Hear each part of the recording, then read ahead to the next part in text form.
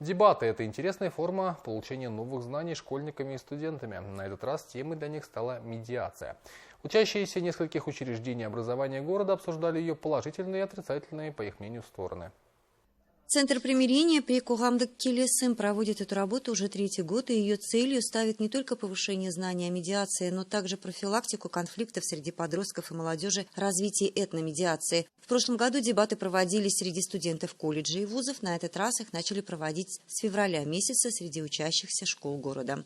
Институт медиации и урегулирование споров до суда или вне суда должно развиваться во всех организациях, во всех учреждениях. Мы все знаем, для нас не секрет, что во всех школьных заведениях и вообще общеобразовательных заведениях очень много бывает конфликтов. И среди детей, среди родителей и администрации школ, среди родителей и учеников и так далее. Очень много конфликтов, поэтому мы сейчас работаем вот именно по профилактике.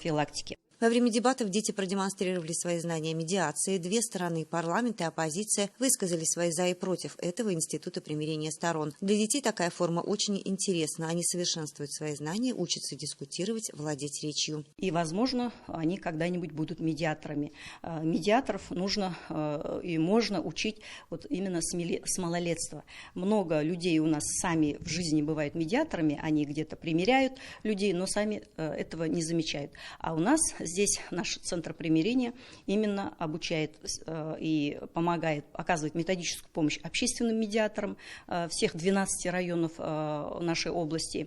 На данный момент в дебатах приняли участие уже 16 школ города. В каникулярное время дети будут отдыхать. А с сентября дебаты будут продолжены с участием представителей других школ. В конце года выберут лучших.